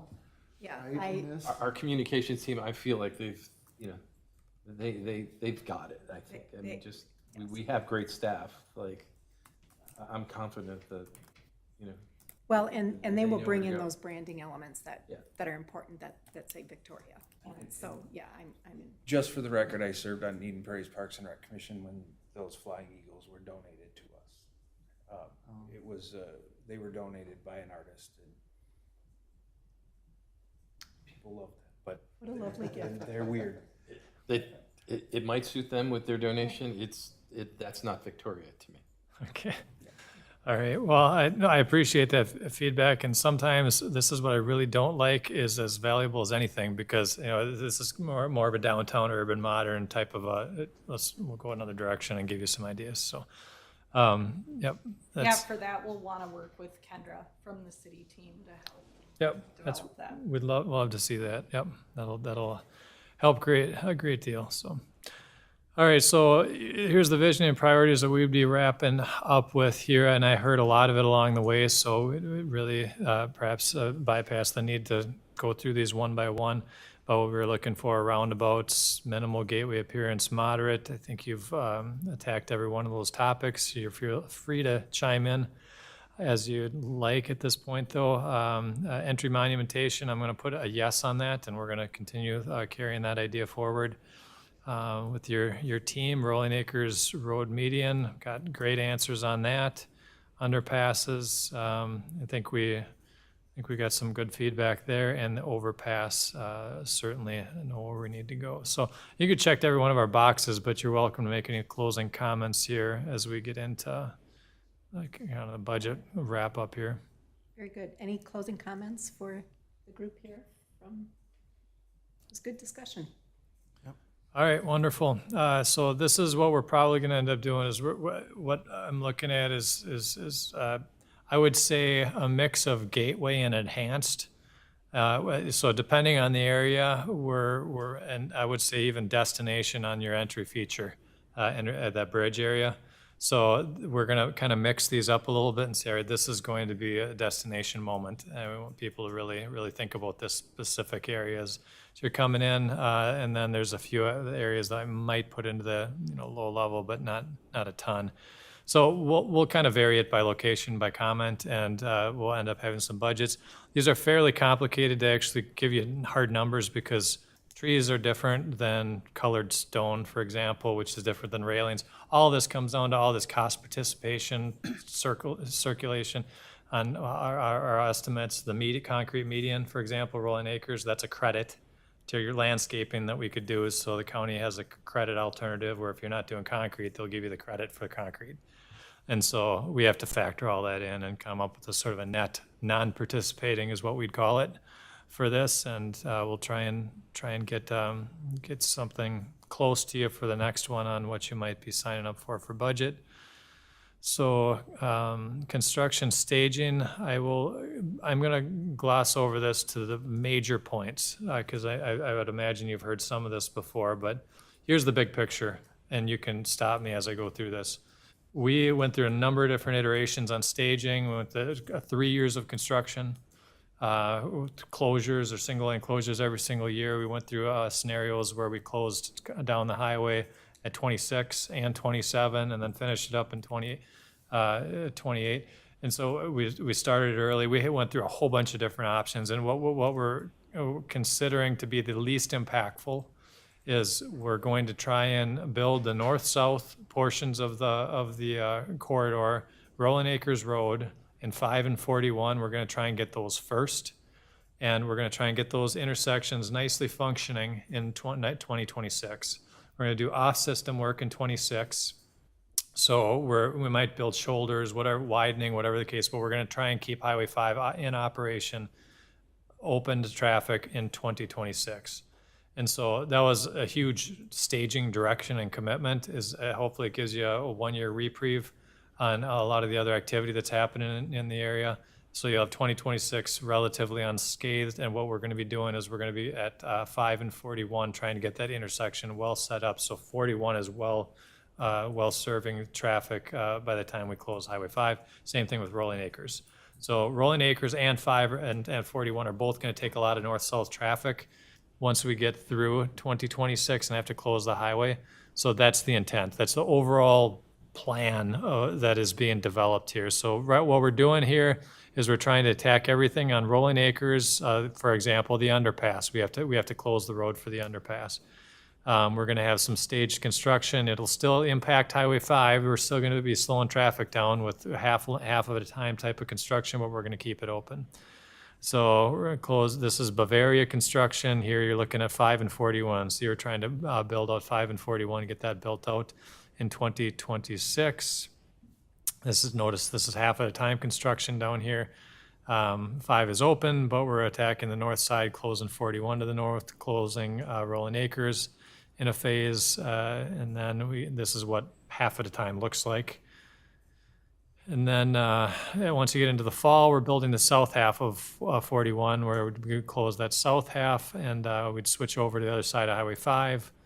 And then this is local access only on Rolling Acres. And then downtown Victoria, we're looking to prepare for the following year by widening out for that roundabout, getting a retaining wall built so that we can go after that roundabout and have the space needed to do it. So this is the other half of 5 and 41. So this in itself is a complex staging job, just this intersection alone, but we're keeping it open on 5. Then we get into 2027. You can see what we'd have here is a finished Highway 5 and 41 intersection and a finished Rolling Acres Road. That's when we would close down Highway 5. And that would, and then remember 82nd Street was built because the county is trying to get that built a year in advance, which is a good thing because that's really stage 1, is to have that open so that traffic can go down to 82nd Street or up to Highway 7. They'll have 2 good alternative routes for the closure. That is going to be the beginning of 27, though, the embankment. We're doing a column-supported embankments to eliminate the bridge cost, and then we will just do various closures along the corridor, various detours depending on where we're closing it. And downtown, we're maintaining access that gets to be sub-staging plans that will be developed further. But we're obviously maintaining access to all businesses. It's just through various means and various traffic conditions. Sometimes it might be through a gravel surface, and sometimes it might be through a temp pavement. But all that is being developed into sub-staging plans. So all conditions, access to business is a requirement that we must work to maintain. So as you get into the busier part of the year, you're getting into almost a full closure to Highway 5. That's so we can get this done as quickly as possible, remembering that we've widened some of this in 2026 as much as we can. This was a 3-year project. One question, Dan, is the start of the closure on the east side there, is that about Minnewaska Parkway then? On the east side? Well, yeah, right over here, yeah. It's right past, It's right, yeah, for the most part. The hard closure is really right about around that area. That's where the causeway is. the causeway's there. Yeah, exactly. That's right, okay, got it. So we have to maintain some access through there, but there's a lot of details to be worked out on that, but it'd be closed to through traffic, so. So that's what the downtown area would look like. There'll be more details to come on that as these plans get further developed. They're only at about a 50% stage right now, July to September. You're getting into the fall. So this is trying to pack 2 years of construction into 1 year is what we're trying to do here. And so that's why the closure's for the best. And September and then November, you're going to hopefully see what we're planning, which is an open roadway in all directions. And the very last thing that would happen was the Arboretum access would be at the end of the staging period, and that is when you would switch over to the new Arboretum access. So a number of people have asked about when that would actually happen. It would be at the end of the project. So 2028, it would be finishing up anything that wasn't done, and just some final off-system traffic or off-system punch list and restoration work, things of that nature. We will be into 2028, but hopefully the road is open and full. Regional detours is what you can expect to see. A lot of traffic is going to route around the project area. We're already expecting that.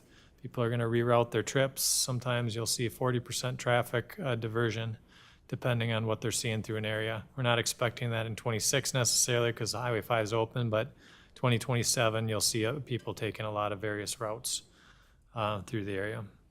Largely commuters. The commuters are going to find some different routes. All the projects that are going on in the area. So I'll finish this up with next steps. I think we've got your feedback on corridor landscape goals and visions, so thank you for that discussion and feedback. It was very helpful in what we needed. So we'll have some landscape refinements and concepts, probably August through October. We'll have to pick a time, but we'll come back with more of a recommended, maybe an alternative, few options and things to that nature. It'll be a little bit more geared towards this is what we would do based on what we'd heard. And then you've also got some joint powers agreement discussions upcoming August through September. One thing that you should note from this is because we're really thinking about costs right now is what you'd be investing in. You're not going to have a solid number for the joint powers agreement. I mean, you could swing things by hundreds of thousands of dollars based on just what we're talking about here. So the joint powers agreement would get into cost split methodologies. For example, non-participating on landscaping, and you'd have some budgetary aspects to that. Roles and responsibilities, cost approximations based on estimates to date. That's what would be most practical and possible as far as what we could provide for costs in that initial joint powers discussion. But we can get all of the hard construction costs pretty well refined, but there's going to be some swing based on a lot of the things that would be happening. So that's what you'd see under a typical first cut at a joint powers agreement based on the costs that we can give you. We won't have final cost estimates on this until the 95% in November, December. And even that will be refined from November, December until April for 100% cost estimates. And then, of course, it's all based on bid. And so any questions on any of that? Or Kara can correct me if she has other thoughts or on process. So. Very good. That's a lot. That's a lot. And yeah, it's a lot. That's all I'm saying. Thanks for your good work on it. Okay, sure. All right. Council, any other questions? All right. None from me, Mayor. All right. Then back to you, Kara. Okay, I'm going to Thank you, Dan. to our next item. But you are free to go, but you probably Thank you, Dan, for your. PowerPoint.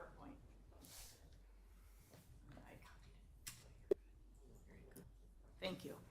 Yeah, the joint powers agreements, you will have them on every one of these projects. So this project, the 5 and 11 project, the 11, 14, and Marsh Lake Road roundabout, the 82nd County Road 18 project. So as you look at the future meetings list, you're starting to see Dana and I plugging those agreements in.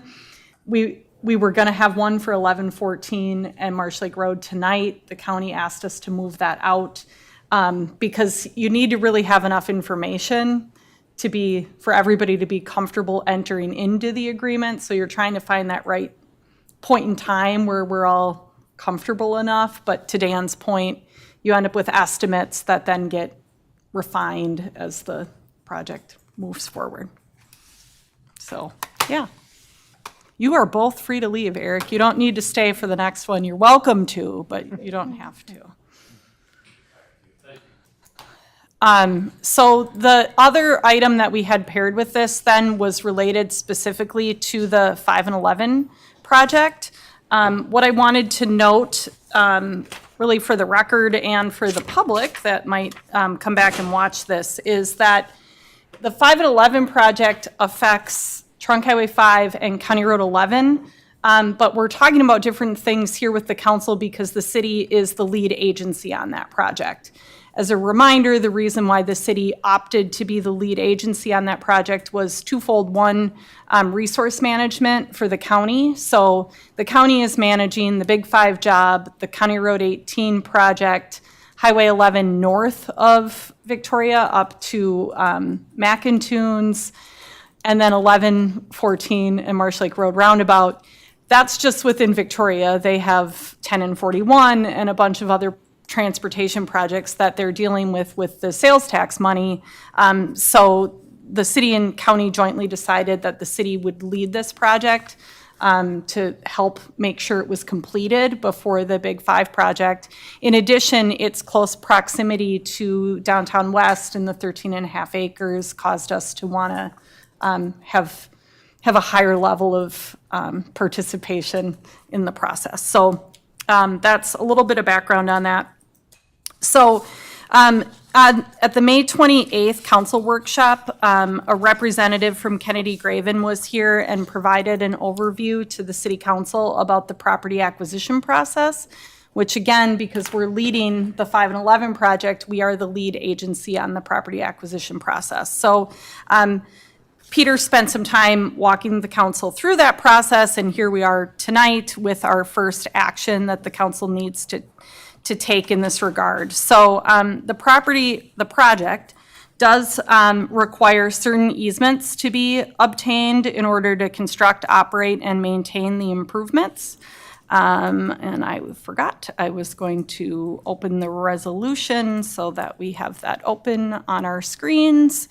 But the resolution just walks through the reasons behind why acquisition of property is needed. What I want to highlight from the resolution is that the project team does include an independent real estate appraiser. So the independent real estate appraiser has gone through and generated appraisals for all of the property that's impacted and determined the appropriate amounts of acquisition costs associated with those easements. So that was done by an independent appraiser. The resolution does include exhibits that show all of the parcels that are impacted by this project. What you're seeing in pink is right-of-way acquisition, purple is drainage and utility easements, and then yellow is temporary easement. So these were all included in your packet, but certainly if the council has any questions about the particular easements that are being considered for this project, I would be happy to answer them. Other than that, we are looking for the council to approve the resolution so that the project team can continue through the property acquisition process for the project. A quick question. Surely. So what's in pink, will that be something that is just a permanent easement over the existing parcel?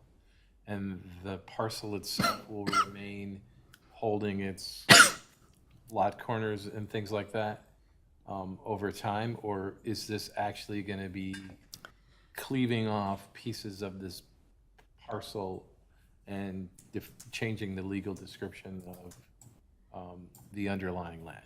So we'll talk about this parcel as an example. So one of the things that is interesting, I'll say, along certain county roads, depending on when the county road was constructed, how long it's been there, when the lot was created, there isn't dedicated county road right-of-way as part of the existing conditions. So the county, through the project, is in those instances looking to obtain additional fee title right-of-way. So like this pink would be right-of-way acquisition as part of the project for the county to have that full authority over what really is right-of-way in other circumstances. So like in this particular area, I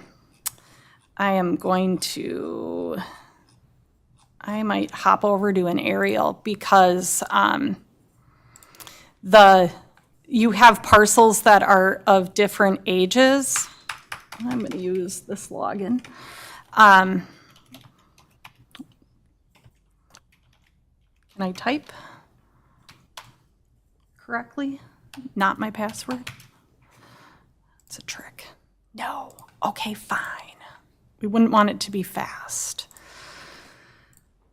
Sorry. I think it's helpful to see it though, because the adjacent properties were obtained through plating. So, you know, essentially you just have a condition between two neighbors getting really resolved. We want an aerial. Or not. It would be too easy if it showed up. It won't. But so these different parcels, like this one, the house was built in 1950. It's before any sort of modern plat, where these two parcels were created through a plat. So in the case of those two parcels, there's already dedicated county road right-of-way in that area. So those two parcels aren't being asked to provide additional county road right-of-way. But because this existing parcel to the north dates back to 1950, the county does want to clean up their right-of-way acquisition. So that's occurring on where County Road 18 will be. That's occurring on Rolling Acres Road. And then we have one parcel on our project that's in that condition. Outside of that one example, the only other areas of right-of-way acquisition that, again, to answer your question, Councilmember Ivansky, are more significant is around the roundabout. So the project is obtaining fee title right-of-way on the Dairy Queen parcel, and then also on what used to be the vet clinic parcel. That was the first one I showed you, all the way back up here.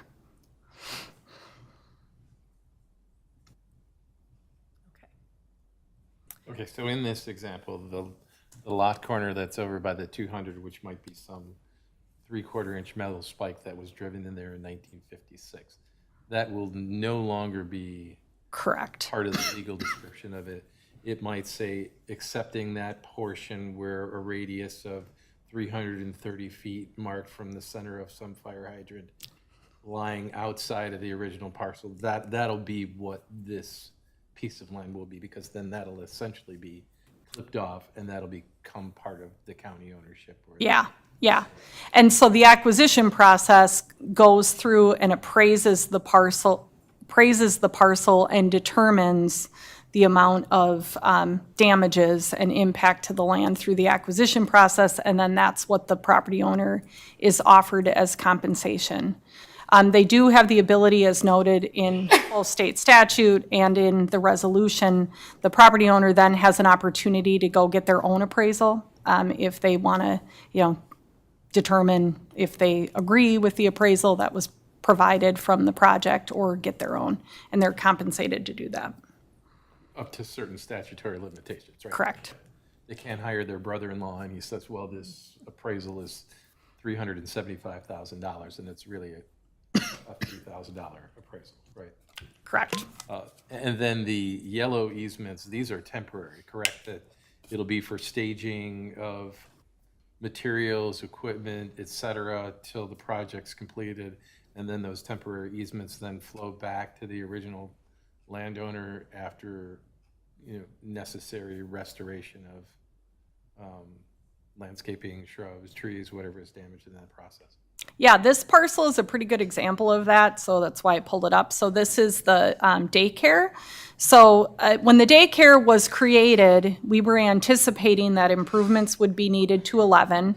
So when the daycare was created, they provided additional right-of-way as part of the platting process for County Road 11. So, we don't need to purchase or acquire County Road right-of-way from them.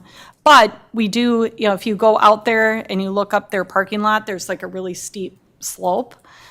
So because the roundabout is coming into the north of there, there's a need to do some grading of this area. So the project will acquire a temporary easement to do the grading that needs to happen in that area. And then when the work's complete, the area will be seeded and the easement will no longer, it'll have a sunset date on it.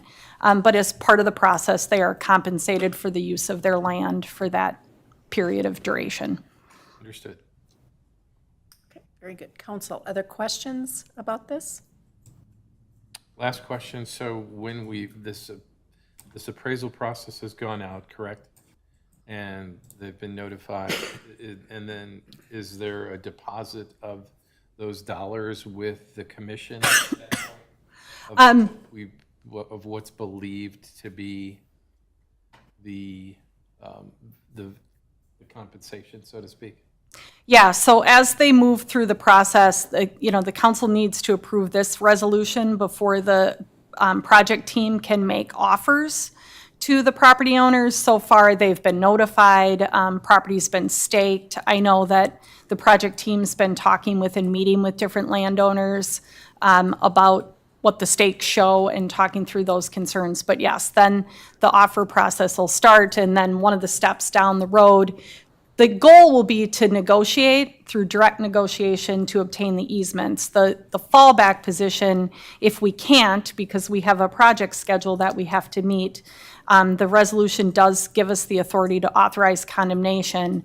If we end up having to go that path, that's where you see the funds deposited into an account and kept. Understood. As that process works through. But, hopefully we'll be able to negotiate directly with everyone and not to end up in that boat. But in order to stay on schedule, that's part of the process.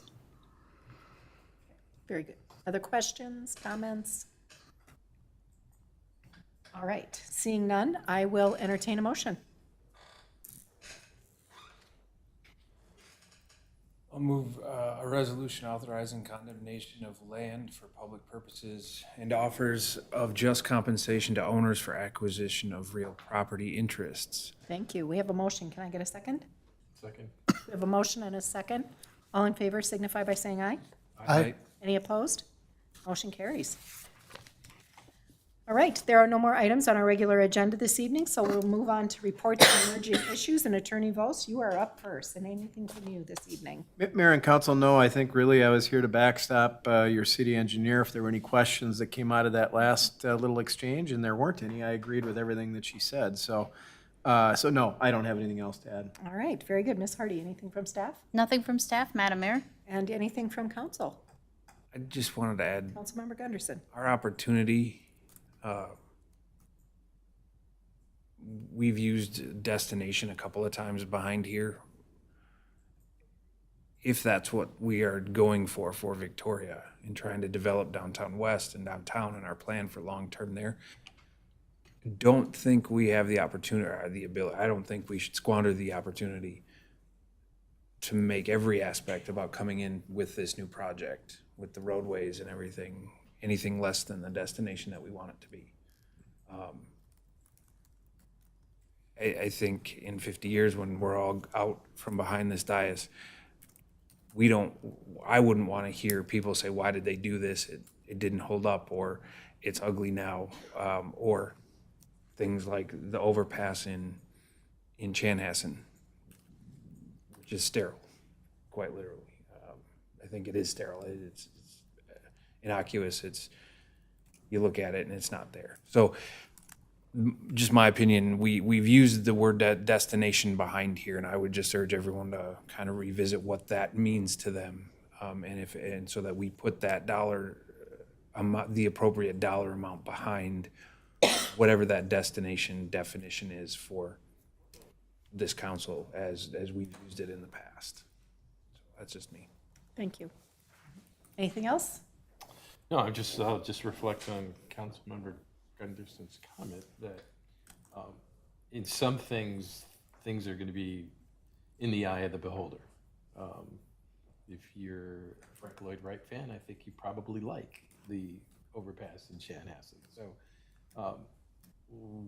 I think we're blessed as a council that we're so aligned on many things, and I'm proud of the work that we've done in the time that we've had together. You know, certainly come the election this year, the composition of our team may remain the same. It may change, but I think that the citizens of Victoria are in a great spot right here, right now, that we have leadership of the city and we have quality staff that can bring us these ideas, that we can quickly make decisions and move the business of the city forward and give what I think is a well-aligned team the ability to make these good choices to move forward. So two things, one, I'm proud of the work that we're doing, and it's a tip of the cap to everybody here. And just to remind the citizens of Victoria that they're in strong hands, as one of our former council members stated it when I was first brought into this process. So thank all of you for this good work. Thank you.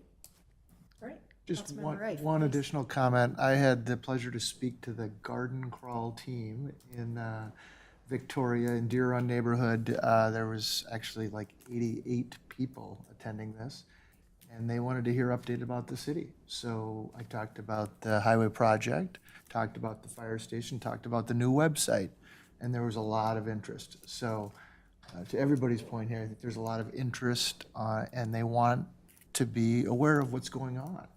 And that's healthy. They had some questions, and don't always agree with everything, but I think it's good. There's a lot of commitment in Victoria, so it's nice to see. Yeah. Excuse me. Very good. All right, last thoughts? All right. Seeing none, I will entertain a motion to adjourn. Motion to adjourn? Second. We have a motion and a second. All in favor signify by saying aye. Aye. Any opposed? Motion carries. We stand adjourned.